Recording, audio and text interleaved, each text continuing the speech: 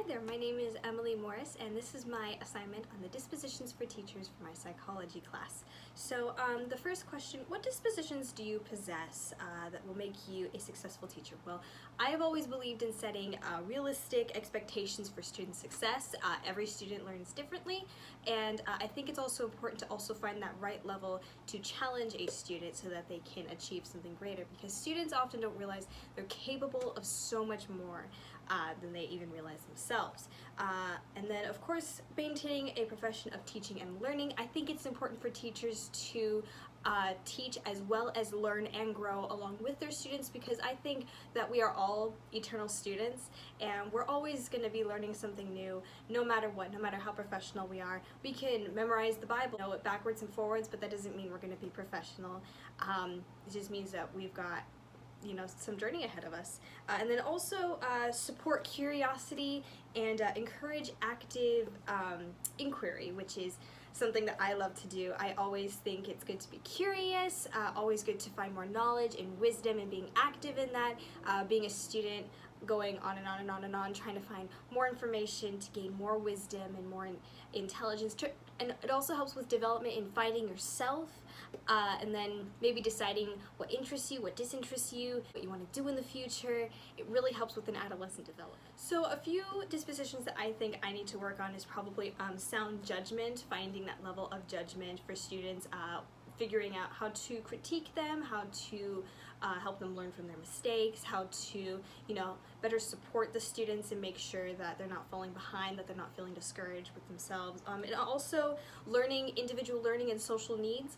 Of course, I think it's important that every student is involved in the curriculum, that they are taken care of, that they have friends, that they are engaged in class, of course. And I think that that's definitely going to take some learning to do. I'm going to have to figure out how to read students, how to make sure I get them involved and keep them engaged in the curriculum so that they are set up for success just like everyone else. So some attributes that I think are really important for an educator to have include being curious, because it's always good to learn more, being devoted to their work and their students most importantly, being trustworthy, knowing that their students are able to trust them, go to them with anything, because teachers are counselors as well as vessels of education, and then also being patient, because every student is different.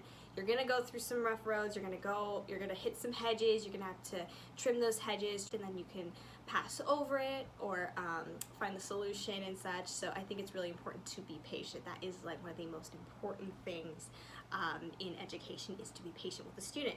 And teacher dispositions can have positive and negative effects. Some teachers can use them to their advantage to kind of maintain a controlling environment, making the students think that they're the ones in charge, they're the ones who know everything, you need to listen to them and only them, which is not true at all, because we all learn from each other. Teachers are learning just as much as the students are learning.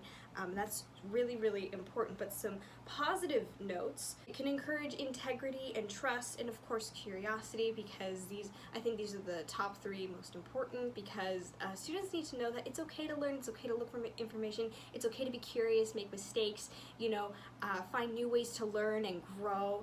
And then actually another negative aspect is not reflecting your actions with your words. So basically you can say one thing, but you won't always do it in your actions. So it's kind of like against practice what you preach. We can say something, but we don't always reflect what we say. So saying be a kind person and we're completely rude to everybody and we bully others, that's not reflecting what you tell people, what you're preaching. So I think that's really, really important for teachers and educators all around.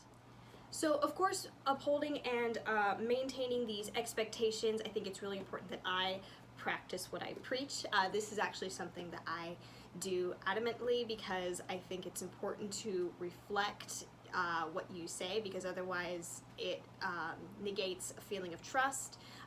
It diminishes your confidence as well when people find that you're not really doing what you say you do.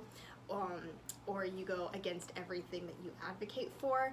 I think it's really, really important to make sure that you're practicing what you're preaching. And then of course, being devoted to the students, that is the most important thing. Many businesses shut down because they always try to look for look how to gain more money rather than maintaining the satisfaction of the guest.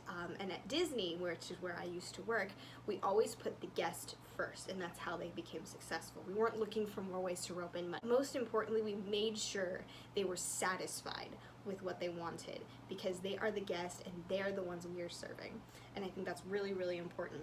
And then also, of course, learning and growing with my students, just showing them that I'm learning just as much as they are, and of course keeping it on a professional level, getting into a relationship with them, a teacher-student relationship, you know, showing them that I'm more than just a vessel of education, that I'm making mistakes and learning right along with them, and I'm even just a counselor, you know, as well, that they can trust me with anything, even if they just want to talk, hang out, chill, ask me questions, get some information. You know, I think it's really important to maintain that relationship with your students.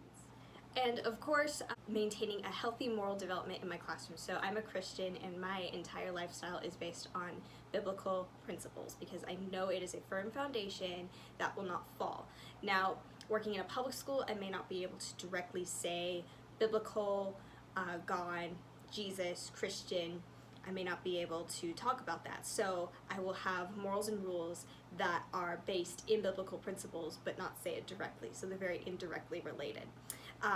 That's one of the ways that I think will promote a healthy lifestyle. And also opening up discussion, which is really important, because these days people don't always want to discuss things. They want to argue about things and prove that they're right. And I think it's really important that we have open discussion and compromise and figure out where we agree, where we disagree, and find the common ground. That is a huge, huge benefit to a student in their development, so that they don't just try to pounce on people and look for a chance to win an argument. So that's really, really important. And also just making sure that whenever a student makes mistakes, that they're not discouraged. Show them that a mistake is actually how they are getting closer to achieving their success, because mistakes are all part of the journey. They're all part of the path. We're all gonna fall, we're gonna stumble, maybe we'll fail altogether, but that doesn't mean that we need to stop. It means that we need to keep moving forward, find what we did wrong, so we can do it better for the next time. I'm Emily Morris, and this is my video for psychology. Thank you.